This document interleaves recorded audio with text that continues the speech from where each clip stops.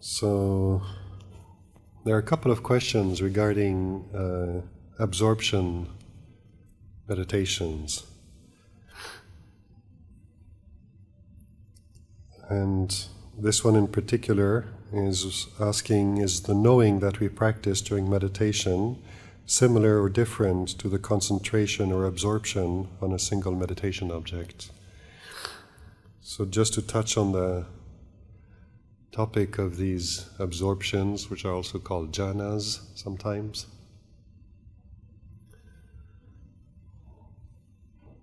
They're quite unusual states of meditation. It's not that common for people to experience them. And I will follow Lompo Sumedo's lead, and the advice he got from Lompo Cha on this topic is that oftentimes if we haven't experienced them yet, most of the meditation teachers won't broach the topic, because you have to experience them to know what they are.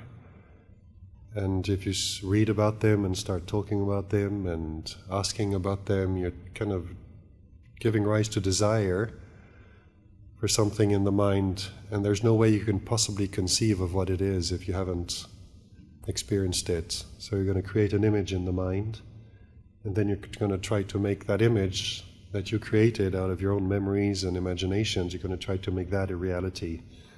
And it's not possible to lead to a good result. We just end up tying ourselves up into knots and getting completely caught up in desire for something which we don't really know. But when Lompo Sumedo asked Ajahn Chah about absorptions, Ajahn Chah replied, never mind the jhanas, cultivate the 5 factors of concentration. So basically you're working on the causes, and the causes are something we can all work with during this retreat certainly, but if you're practicing at home and even incorporating just developing mindfulness during your daily lives. So these 5 factors of concentration are, in Pali, they're vitakka, vichara, piti, sukha, and ekaggata. The various translations can be found, but the first 2 come a bit as a pair, vitakka and vichara.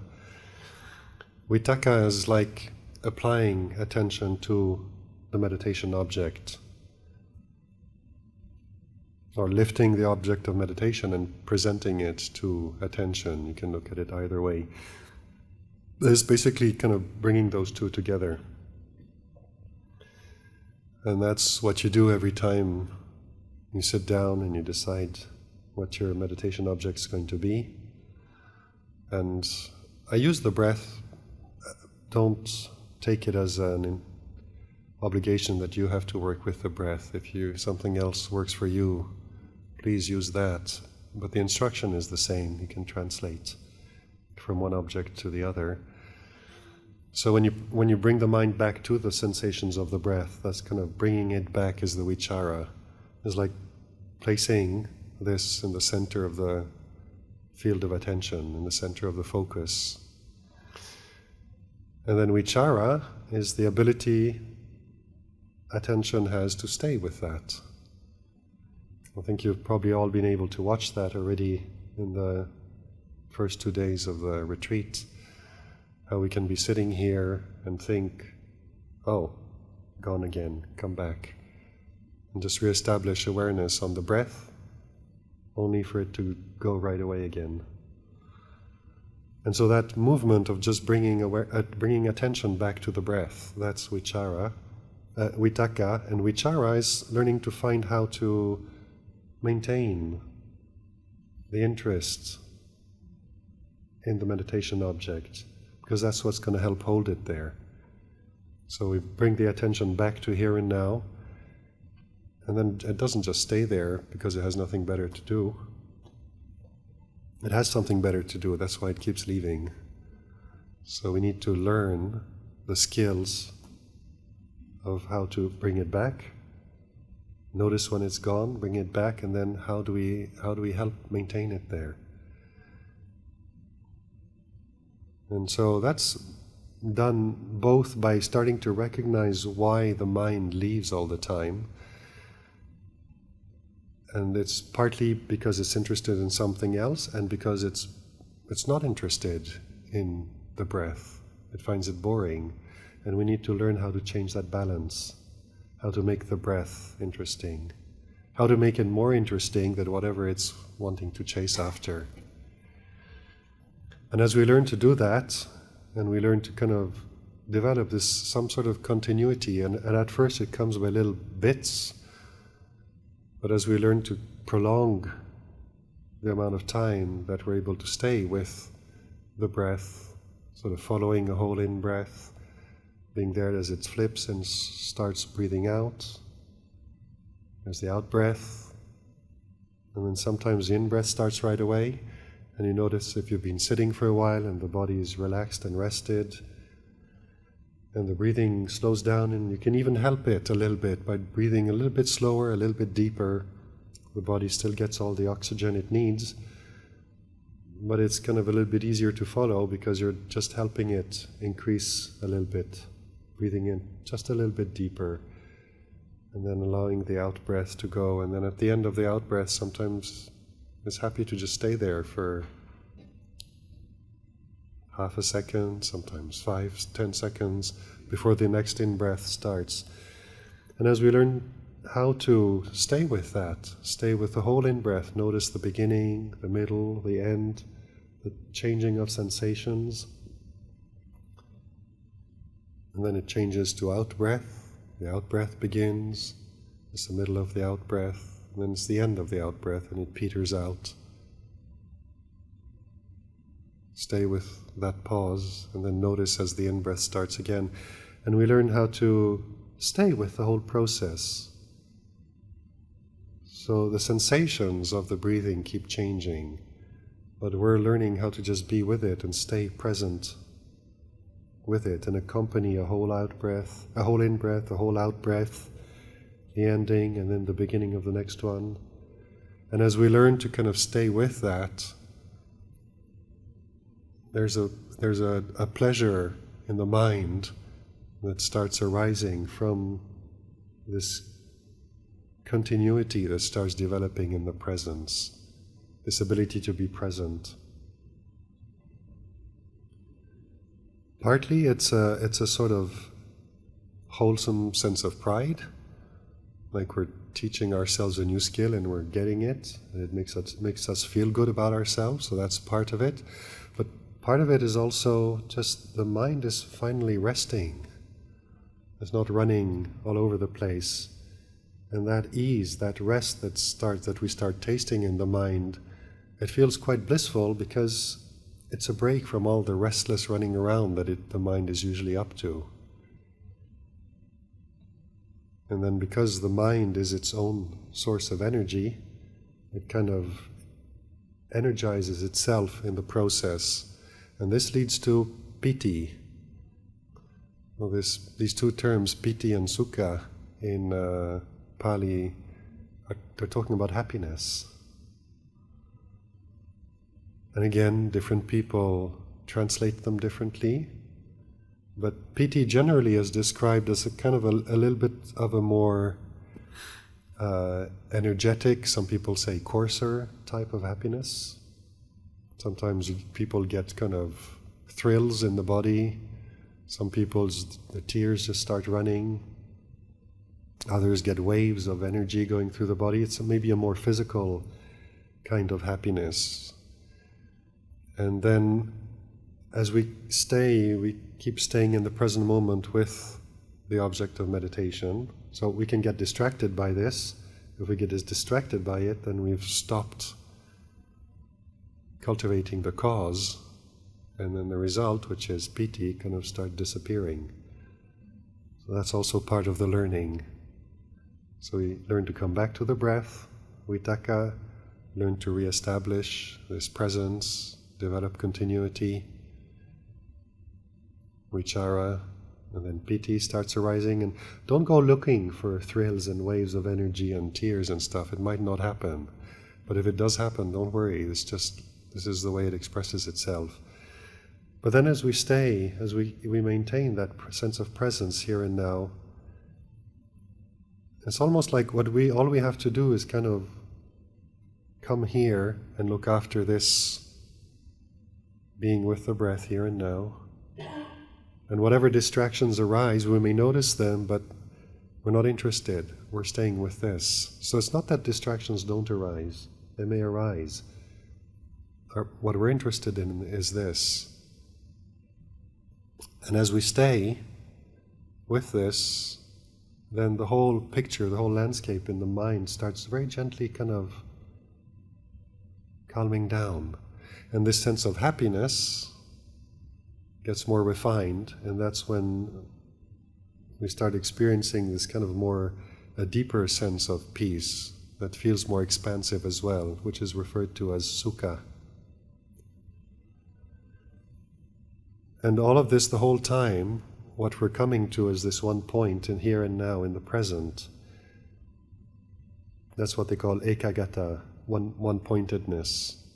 And again, it does not mean one-pointedness at the exclusion of everything else. So it's not we're not necessarily trying to develop an exclusive kind of concentration.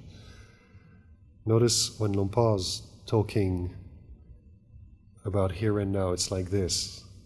He does this very often. So it's an accepting, an inclusive openness, and yet we can still be centered on this one point.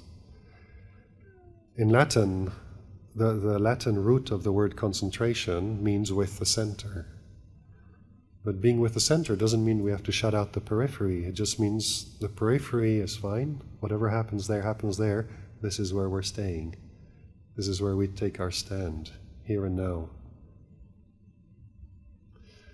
So in the practice, we learn to develop that. And it's very useful to kind of look at how we're addressing these 5 points in the practice to see sometimes we can just be sitting here and every time the mind goes, you bring it back. And it's a bit like an old post-it that you've used for too long. You put it up on the wall and it just falls right off. So that's the vitaka, you're putting it there. But the glue is too old, it doesn't stick anymore. Vichara can't happen. So then we need to investigate. And that's a factor of enlightenment, Dhamma vichaya, investigating states of mind, investigating what's happening. So we need to do that and start ask yourself questions. That's what investigators do, right? They ask questions. So ask yourself questions. What's happening? Where does the mind keep going? Why won't it stay? Is it because the breath or bhutto or whatever it is we're coming back to in the present is not interesting enough? How do we make it interesting? How do we stay with it?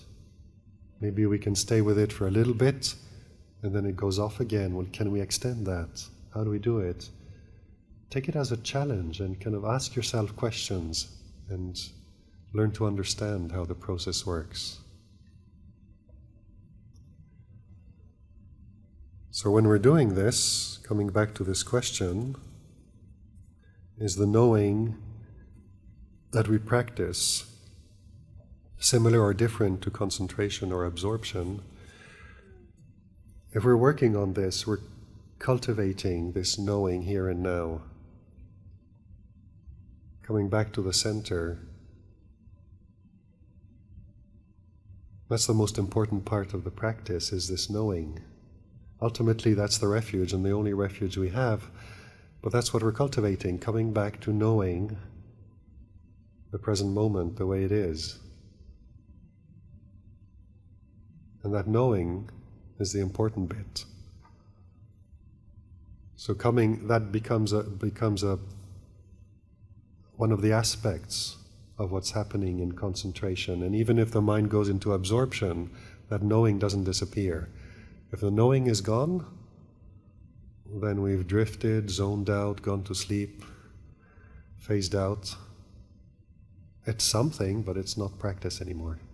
So that knowing is absolutely part of that practice. And sometimes the mind can get absorbed, and sometimes it doesn't go deep enough to get absorbed, but it's still good practice.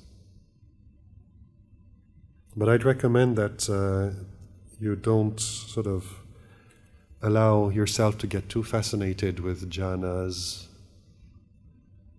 the rupa jhanas, the arupa jhanas. There was a question about how to use the notion of neither perception nor non-perception in daily life. It's an absorption. You don't use that in daily life. You don't go to work and talk with your colleagues out of neither perception nor non-perception.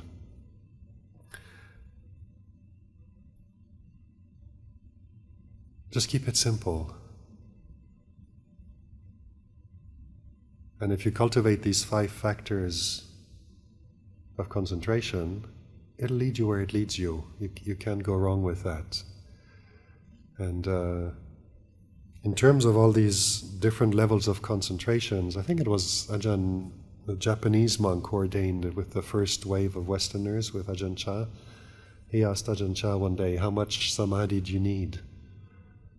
And Luang Por's answer was, just enough.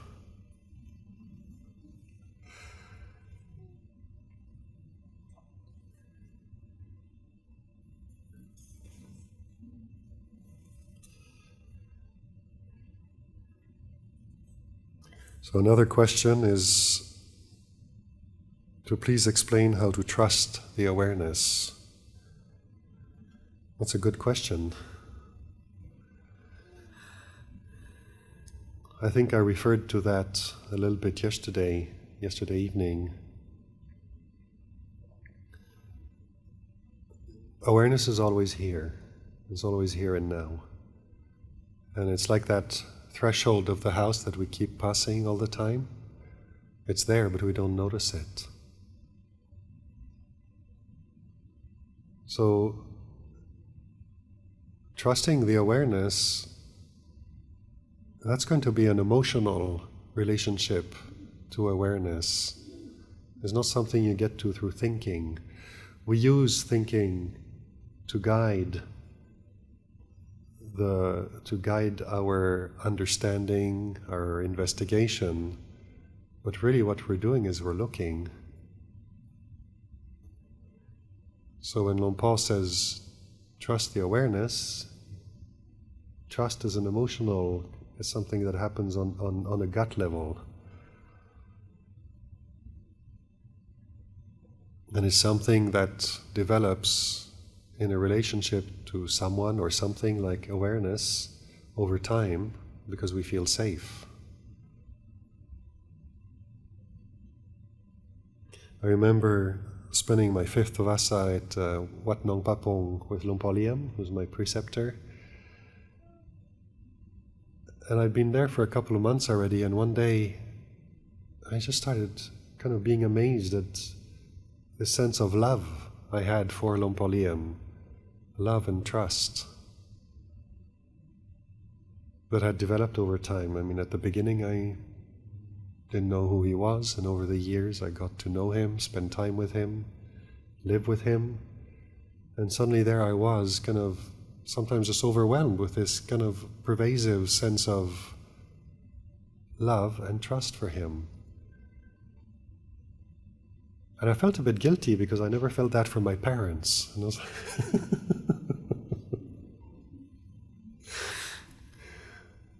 But then also it made me think, because, well, why didn't I feel that for my parents, and why do I feel that for him? And I realized I've never been around him, seen him, heard him, or heard of him doing anything that has ever made anybody feel afraid. He never speaks out of anger. He never acts out of anger. He's completely free and open with all the requisites that come to the monastery, so that you never have a sense that when you're around him you have to hide good things that you have because maybe he sees it and he wants it and he'll pinch it from you. And anytime he does teach, and it's not always verbal teaching, sometimes it's kind of just showing by example, he's always pointing out what's in our best interest, his disciples' best interest. So there's nothing that happens there that gives rise to fear. Also the things that he does give us in terms of Dhamma are always for our benefit. Whether we understand it or not, that's different, but it never comes across as a threat. And I realize that's why I trust him, because I never ever felt threatened or afraid around him, ever. And so when Luang Por started talking, I think he's been saying it for a long time, maybe I just started paying attention to when he said trust awareness, I start relating to that type of relationship that I experienced with certain senior monks that are absolutely and totally harmless.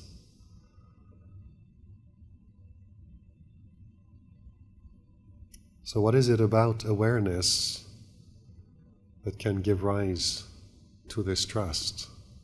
And that's what Luang Por Sumedho keeps encouraging us to do. What is it about awareness that is trustworthy?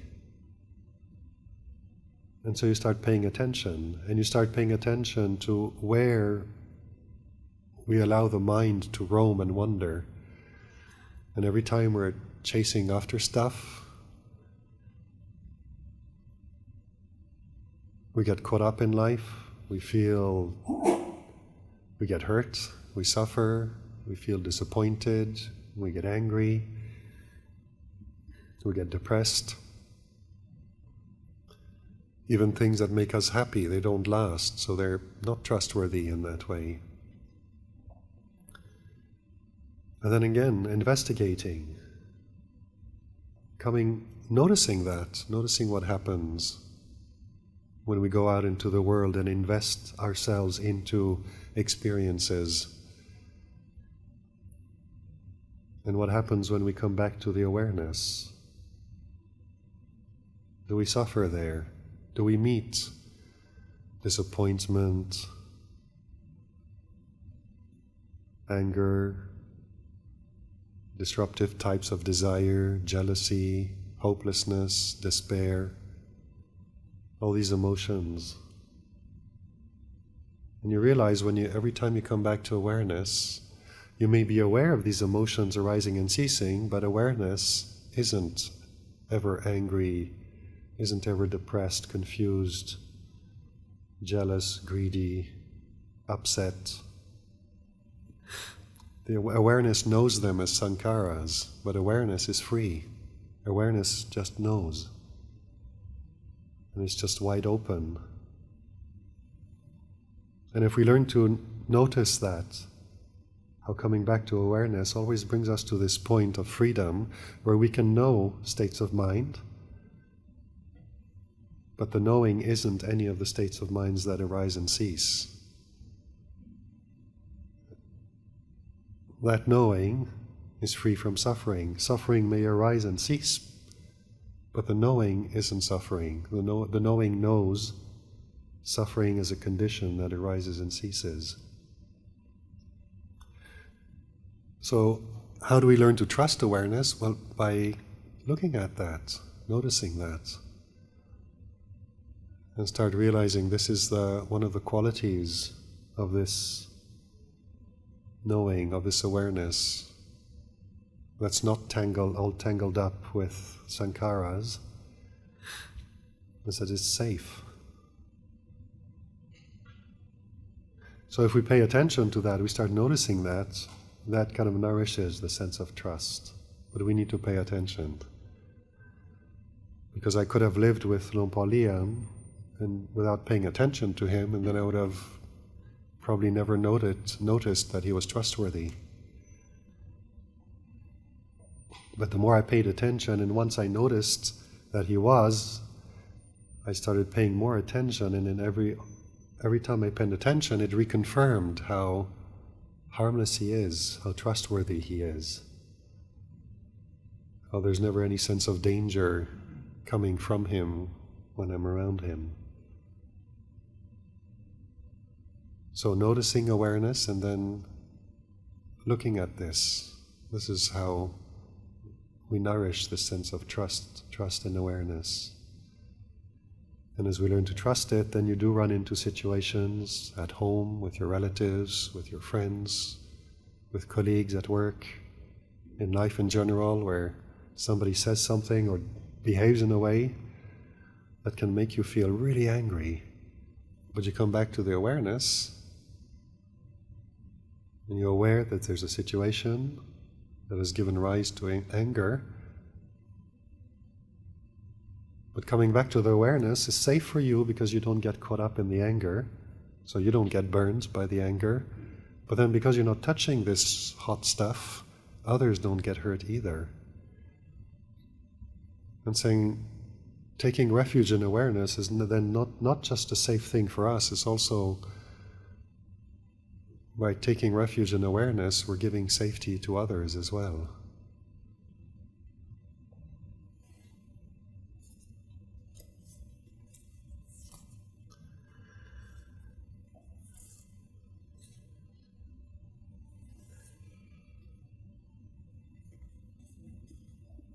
There are a couple of more pragmatic questions. I'll just sort of answer those briefly as well. Someone is asking if it's okay to take supplements and things like that make us stronger and help sustain health. That's perfectly okay.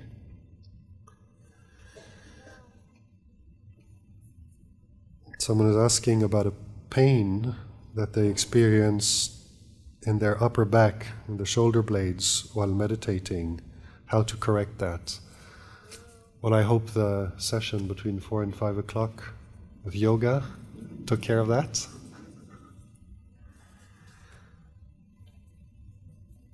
If I'm sleepy, is it okay to have coffee and tea? Please, by all means.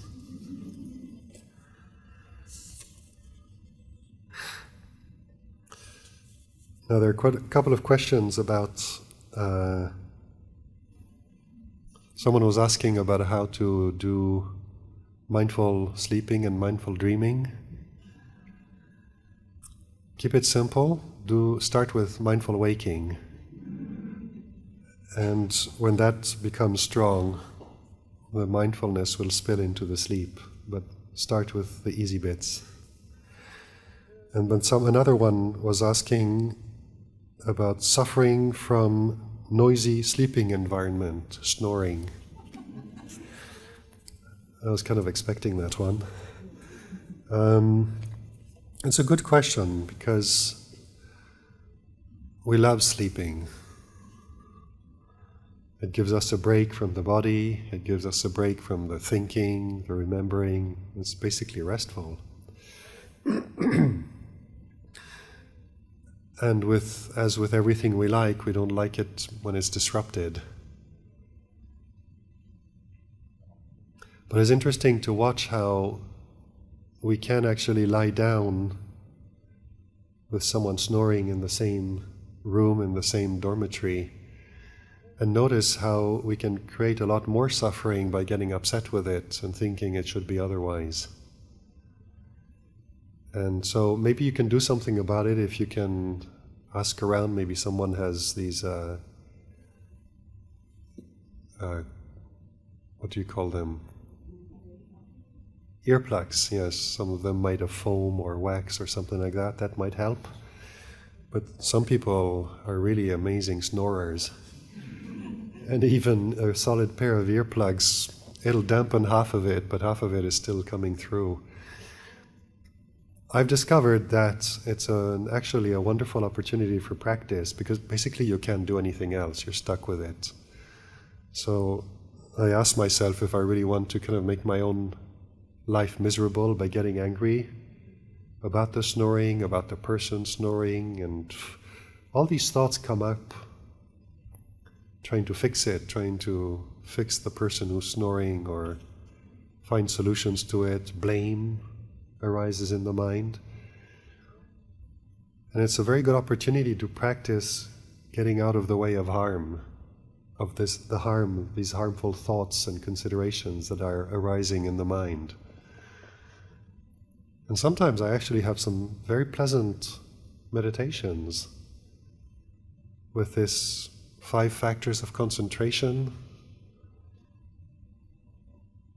So when you notice, just come back to the body, to what your body feels like, your breathing feels like, lying on your back, on your side, and come back to the body, and then learn how to stay there and notice how the snoring is something the mind goes out to. And we can come back here, stay with the body, and then the snoring is in the periphery of the field of awareness.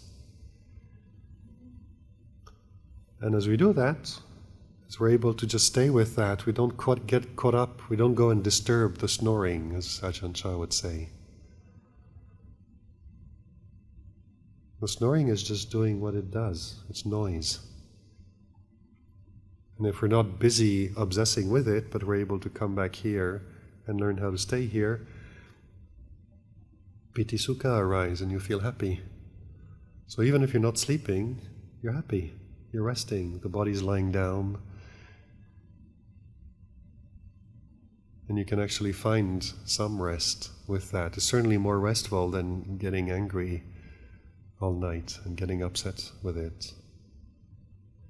But it's really it's a very good opportunity to notice how we tend to allow the mind to go out to things that disturb us in our environment.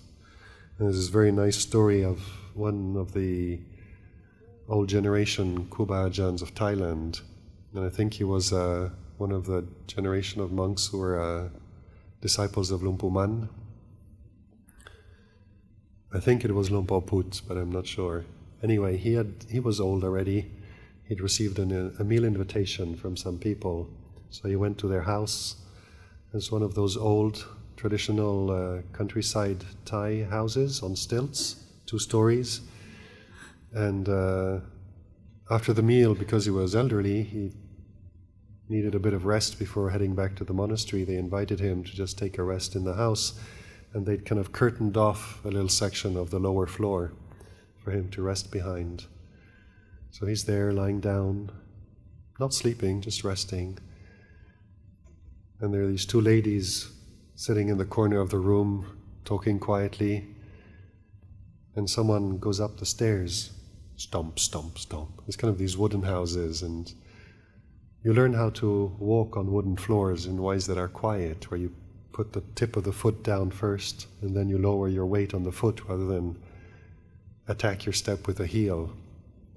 And so this person went upstairs, stomping all over the wooden steps, making a lot of noise, and these 2 old ladies started complaining about it and saying he doesn't know anything, he should know better than do that, and they were going on. And after a while they hear this voice coming out from behind the curtain, and Luang Por Put saying, "If you go and put your mind on the steps, of course he's going to walk all over it."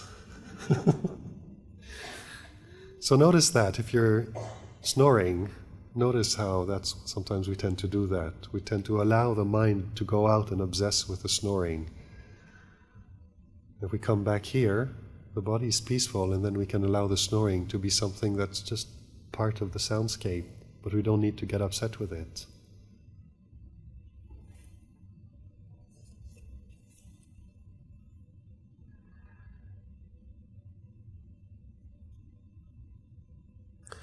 So there's this one question about coming back to investigation. The teaching is to investigate ourselves, our pain, while we're doing sitting meditation. Are we supposed to investigate, or rather look at it, scan it, and let it go? And if we are investigating, it will create more thoughts and suffering.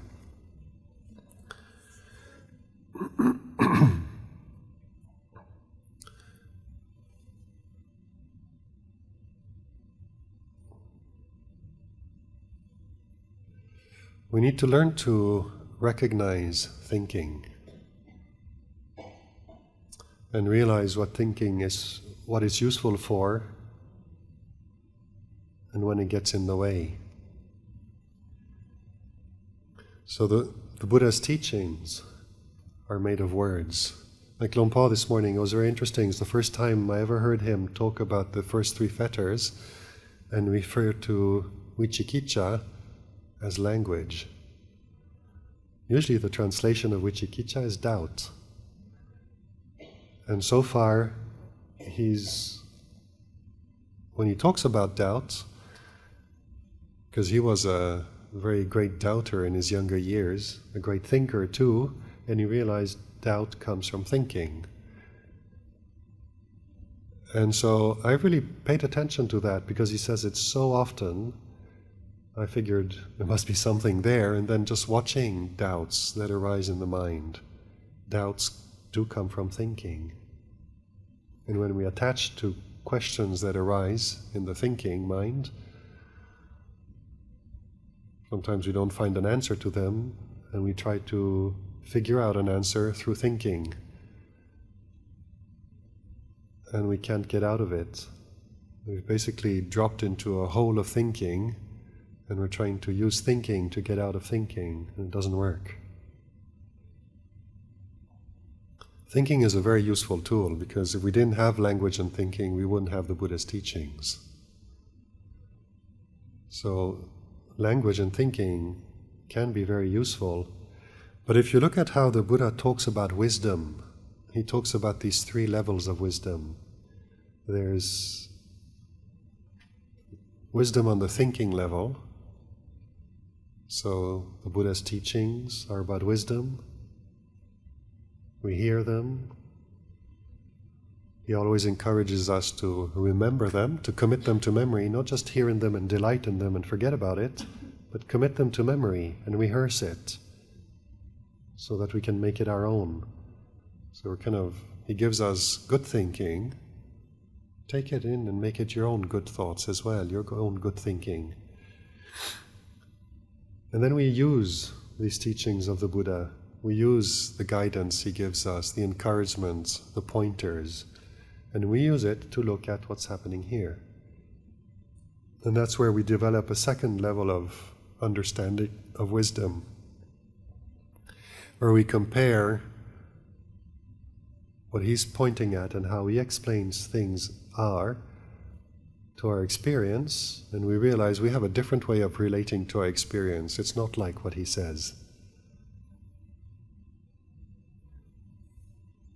What the Buddha teaches comes from a different point of view. So he's talking about the same thing. When he's talking about suffering, we all know what he's talking about. But he says it's a noble truth. It's something that we need to learn to accept and understand. That's not what we usually do. So he's looking at suffering from a different angle than we usually are. And so we learn to use his pointers, to use his explanations, to try to understand what this angle is from which he's looking at things. The angle from which there is freedom from suffering. Whereas the one we usually operate from, a sense of self, we get caught up in suffering. We take it personally, fight with it, get caught up in it, and fall into it. What he's pointing to is a way of looking at it that allows us to be free from suffering. So this is the second level of wisdom, where we're bringing it in. And we're still using this verbal, this language, the thinking, in order to point towards what's happening here and to understand experience and understand what's impermanent, that what arises does cease. Sometimes when suffering arises, we have the impression we didn't notice it arise. All of a sudden we're suffering, and we have this notion that it's never going to end. And he's reminding us, no, it does end. What is of the nature to arise is of the nature to cease. But we need to pay attention and notice when there's no suffering. And then all of a sudden suffering arises, and because we're paying attention, we're noticing the absence of suffering, and then suffering arises, and we stay with it, and then we notice that it ceases, and then we know for ourselves, yes, this is true. So we're using this language, this verbal teaching, the thinking that we've memorized to guide us to this understanding. And as this becomes more and more our way of looking at things, we learn how to take this point of view the Buddha is speaking from, understand what it is, and learn to look at things the same way as the way he's talking about. Little by little, our understanding of our experience changes.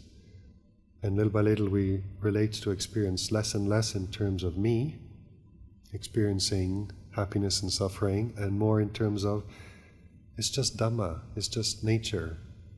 Happiness is like this, suffering is like this.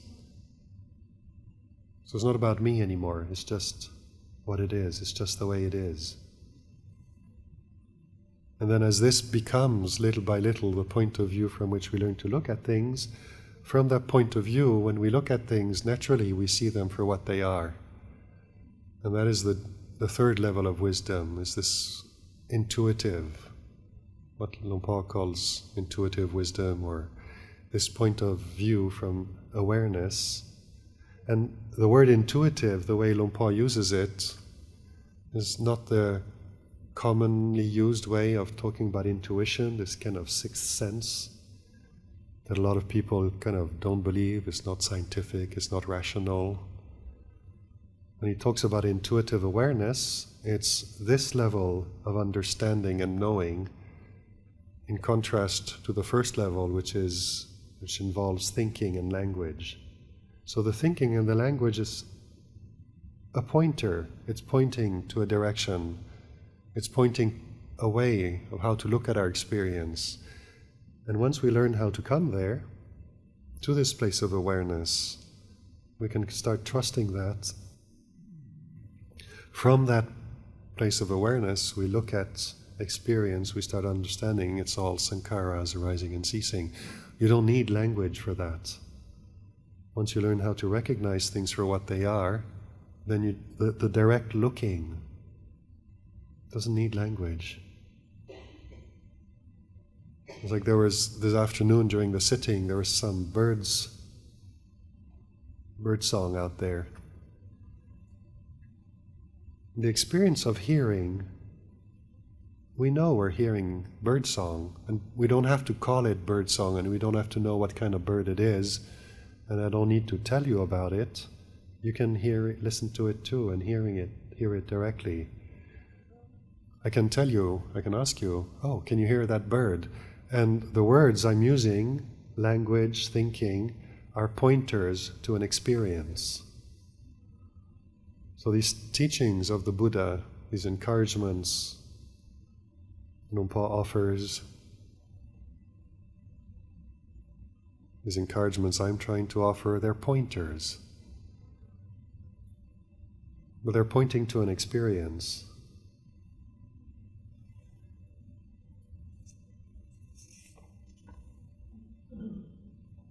So when we're investigating pain, notice how we can think about it, we can overthink a situation or how to deal with it, but on the level of experience, investigate that, investigate what's happening at that level, at the level of knowing this body. Scan the body by all means, because when you scan the body, what you're doing is you're kind of putting in the center of your there are two ways of looking at it. You can say you're placing your attention on a certain part of the body, or you're putting that part of the body in the center of your attention. Doesn't matter which way you look at it. But you can, as you practice like this and you notice sensations of the breath in different areas of the body, you realize that you can actually choose where you place your attention. That's what a huge part of the practice is about. Developing the freedom to choose where we place our attention and how we place it. And then when the pain arises, if we're still getting caught up in the reactions of not wanting, resisting, it means vibhava tanha has arisen, desire not to experience the pain, and we go and grasp the pain to try and get rid of it, and we're stuck with it. So we need to investigate, what am I doing here? What is it that's happening? And then use the exercises that we practice with the breath. Notice how you can place your attention easily on different parts of the body when everything's hunky-dory, comfortable. You can watch the sensations of the breath at the nose, in the throat, in the chest, in the belly, sometimes the whole body. There's a subtle sense of expanding and contracting with the breath. And so attention is free to go and look at the sensations of the breath pretty much anywhere, and then pain comes to visit, and everything goes sideways. Because attention just goes to that and starts obsessing with it. And then thinking kicks in, and thinking makes a bigger mess of it. So how do we develop the freedom to bring back attention to another part of the body? And that's investigation. You can use thinking to guide. Remind yourself, oh, here we go again. I went and grasped it, so how do I let go of it? How about coming to some other place? It's language, it's thinking that we're using to guide awareness back to another part of the body. You come back to watching the sensations of the breathing here. What is the pain like when you're here, and stay with this? What is it like when you go back there? And notice what happens in the mind. And learn how to develop this freedom in the ability to choose where you're placing your attention and how you hold it. Again, vitaka, attention has just gone there, so when you bring attention back to the breath, that's vitaka. Vichara, how do you hold it there? They're the same 5 factors of concentration again, but we're developing this ability to choose where we're placing our attention, and we use thinking to guide the process.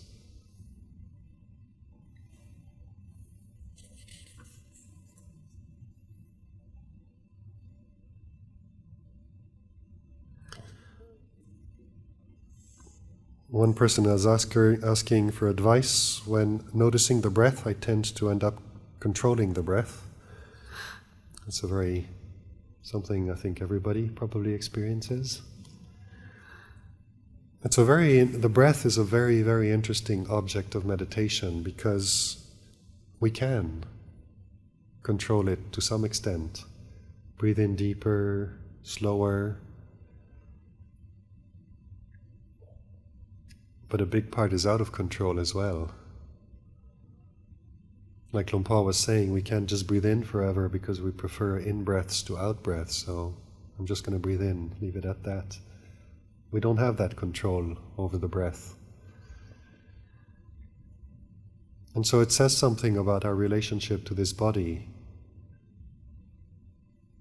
We can use the breath to investigate this relationship to the breath, but it's also the same relationship to the body. Because I can control it some, I assume it's mine. But then when we look at the fact that we don't decide to breathe, breathing happens and we can influence it a little bit, but mostly it happens on its own. It's not self. And when we don't pay attention to it, it just does what it has to do.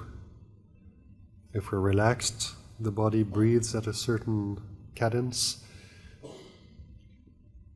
If we're going upstairs, it quickens. And we don't have to ask it to do that, it does it automatically. When we're asleep, it keeps breathing, it doesn't wait for us to tell it to. So it's not self. It's a natural process. And because we're connected to this body, we can interact with it. We can hold our breath, we can breathe faster, slower, but eventually it goes back and does its own thing.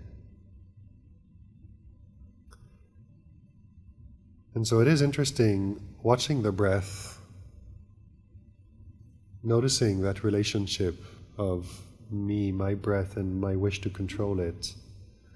And then sometimes we want the breathing to feel good, but it doesn't feel good, so we're trying this, that, and the other. And it's very interesting to use that. Allow it to be what it is. Allow this sense of sometimes not knowing for sure if it's mine or not mine. It's just, notice how that's just the habit of creating a sense of self, grasping something and making it me. That's what you're witnessing. And then investigate that. Try holding the breath and just see how long you can hold it, and eventually you can't anymore. The body lets the breath out and starts breathing again. It's out of control. And then watching the breath, like I was suggesting yesterday afternoon during one of the meditations, noticing how the breath feels in different areas of the body. And if you notice one area of the body where the breath feels comfortable, feels light, stay with that, indulge in it, and enjoy it. And that enjoyment kind of allows the body and the mind to relax. And because we're taking pleasure in the breath, and the mind attention tends to stay with it more easily. But then other times we can't do that. We're sitting here and you just observe the sensations of the breath in the whole body, and most of it is neutral. A couple of places feels a bit tight, but there's not a place in the body where it actually feels nice and pleasant and relaxed. And so use that. That's where investigation comes into the practice, and it's an absolutely crucial, it's one of the factors of enlightenment. We need to learn how to do this, investigate that.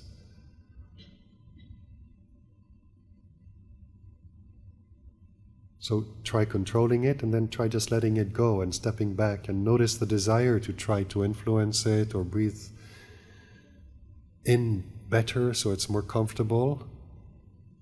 But notice how the breath is still just doing its own thing, and we can actually let go, and it keeps breathing. The body keeps receiving oxygen, it stays alive. And when I do that, I end up feeling very grateful to the breath, because I never asked it to do all this work, and it's been 50 years now that it's been breathing about 20,000 times a day, or whatever it is. And you just feel grateful that the breath is giving us life.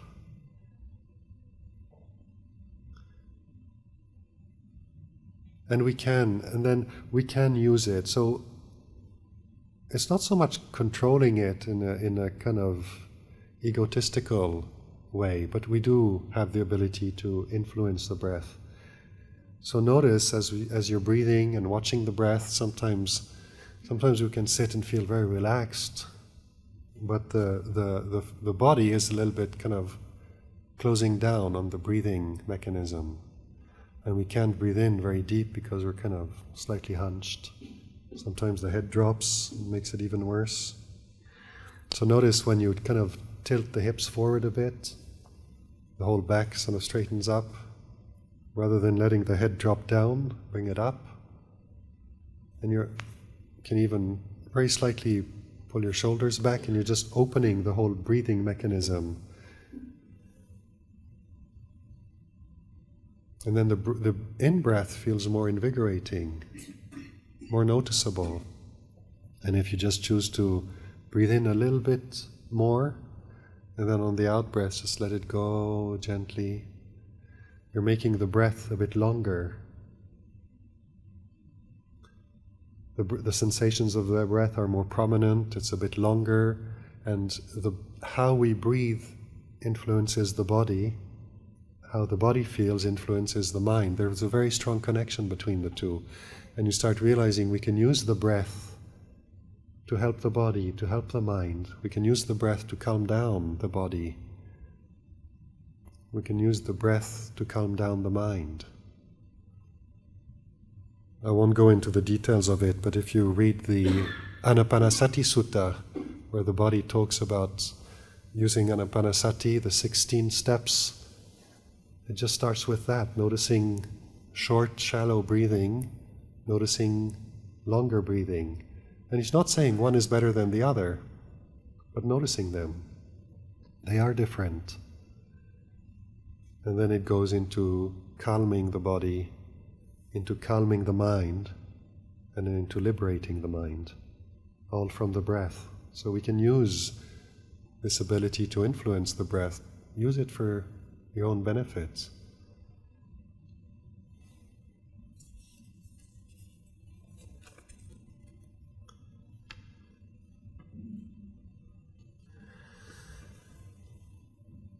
If we're cultivating knowing, then why is it that when attention wanders away from the breath, we practice returning to the breath? If the key is in the knowing and not the object, then we can practice continuing to know with the new sense objects. It's true.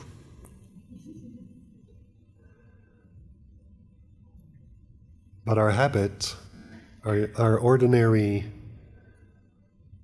unenlightened way of functioning is running after objects and getting caught up in them,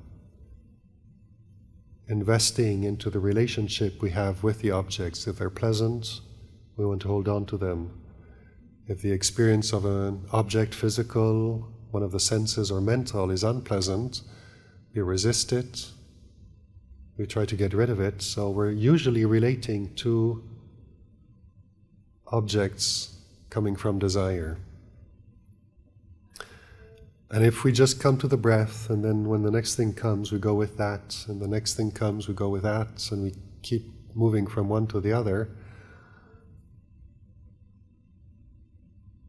we're not actually giving ourselves a reference point from which we can observe what is moving us, why we're moving from one thing to the next. The reason we move from one thing to the next is because we like stuff. So we move towards things we like, and then we bump into something we don't like, so we go into the other direction. And then we're not developing any understanding. And because we're always moving, we're not noticing what is the motive, force behind that movement. So that's why we come back to the breath. Because the breath is basically neutral.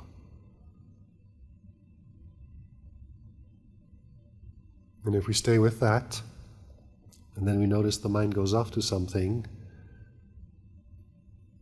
we can just come back to the breath, or we can also be, as we notice where the mind has gone off to, just ask yourself, without getting too caught up in it, because the point is coming back to the breath, to this reference point, but do notice what was in it for me there. I was doing some of that this morning, and the mind just comes up with the most amazing garbage. I mean, it's embarrassing. And yet it's just one thing after the other. And I was noticing, because in a way I'm coming from a busy period of time, so coming into this retreat, we're all experiencing the same thing.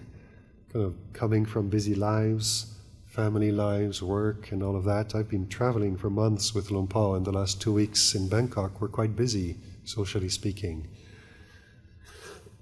And organizing, planning, traveling for oneself is already busy, but when you have to do it for your teacher, who's an elderly person who you love and want everything to be the best for, it involves a lot of thinking, planning, and dealing with things, with people. So I come here, I sit down, the mind doesn't stay on the breath. It's just going off to all kinds of things. Some of them are related to that, other things is just absolute nonsense.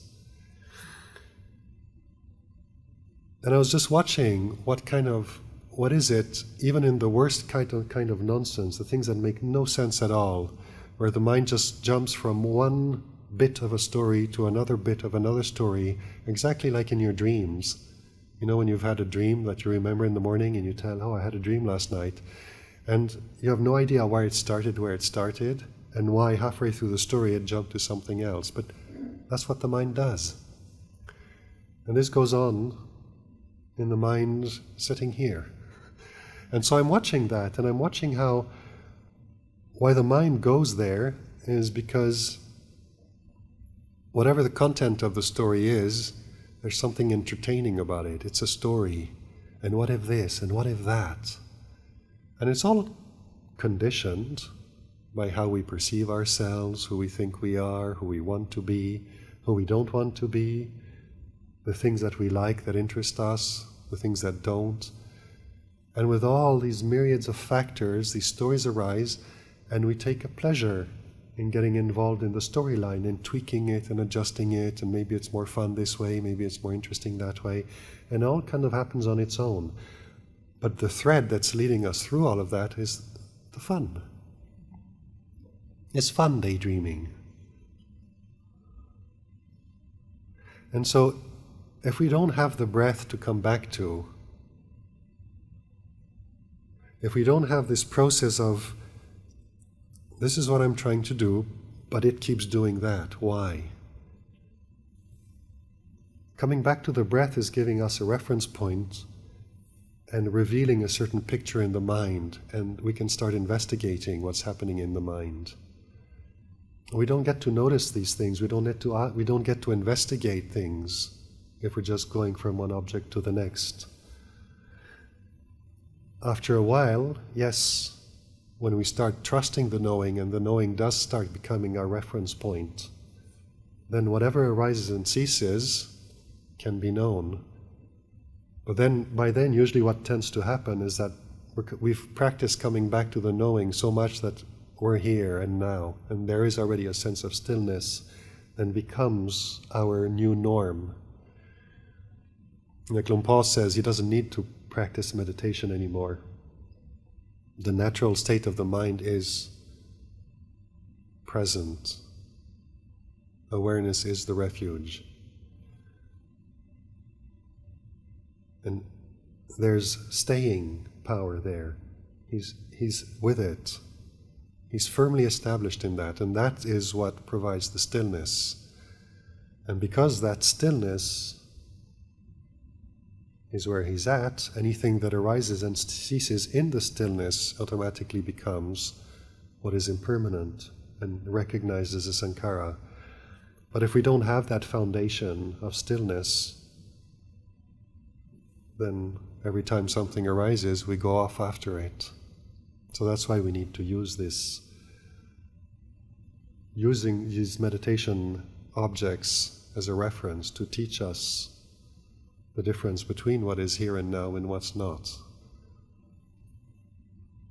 To recognize the knowing in contrast to the sankharas, and to recognize why we keep leaving home to go out into the world, because we like it, or we dislike it and we want to get away from it.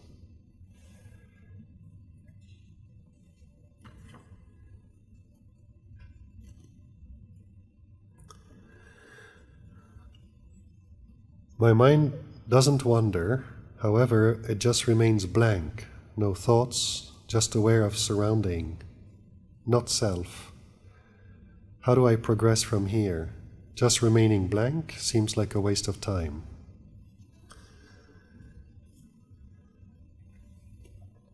There's no investigation going on. So stillness serves no purpose on its own. Like there's this very, very beautiful quote, it's probably my favorite quote in the suttas, where the Buddha talks about the heart of the practice. We don't practice for the sake of praise and gains and fame, for the sake of developing purity, for the sake of developing concentration. We don't practice for the sake of wisdom, we practice for the sake of liberation.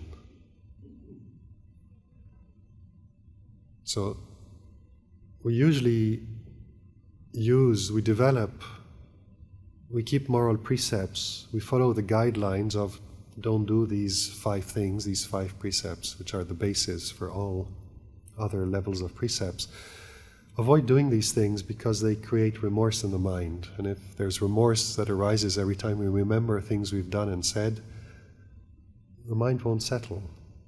So they're kind of prerequisites for the mind to settle, to become still. And then we use those practices of meditation to deepen that stillness, and we develop the stillness for the sake of being able to see clearly what is changing. And we observe and investigate what is changing for the sake of understanding it and letting it go. And in that letting go is where the freedom happens. So if you're sitting and just experiencing stillness, but everything becomes blank, then you need to come back to investigating. Start with the body, investigate the relationship to the body in terms of its nature, of what it is. The 32 parts, the fact that it's a thing that is born, that's made of food, like Luang Por likes to remind us, and that dies. It follows its own nature. Is that the way we relate to the body? Luang Por Liam has a very, very beautiful way of talking about sickness. It kind of highlights how we usually relate to sickness. The way we usually relate to sickness, we say, yeah, there's something not right, there's something wrong. And Luang Por Liam says, there's nothing wrong. Sickness is what the body does, it's doing its duty. And that's an understanding of the body that arises from knowing the nature of the body. The nature of the body is to be born, grow up, get old, it gets sick along the way, and eventually some sort of sickness is the cause of the end. That's what bodies do. Is that the way we see the body? Watching the nature, learning to investigate the nature of the mind, use the 5 aggregates, body, feelings, memories and perceptions, thoughts, emotions, views, and how we experience consciousness through the 5 senses. Use the 4 foundations of mindfulness. There's an absolute, it's like Alibaba's cave of wonders in terms of investigation. Use that. So don't let the mind just go into the blanking out. It means you've already probably reached enough peace, enough tranquility. Put it to use to start developing wisdom and understanding. So maybe I'll just do one last one. Oh, this one's good. Venerable Ajahn, I'm interested to know how to blend meditation for Theravada with Mahayana or even Vajrayana. That's mixed salad, huh?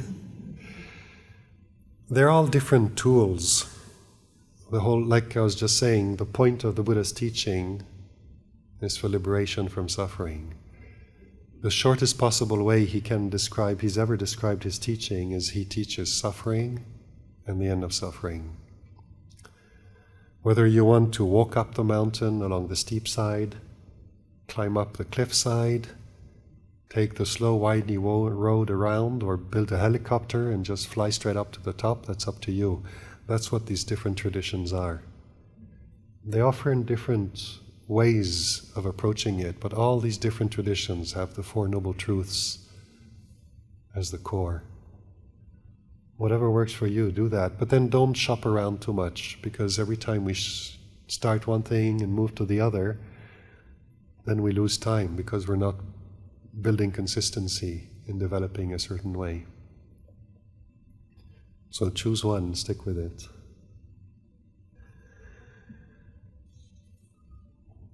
Okay, I think I need to stop here.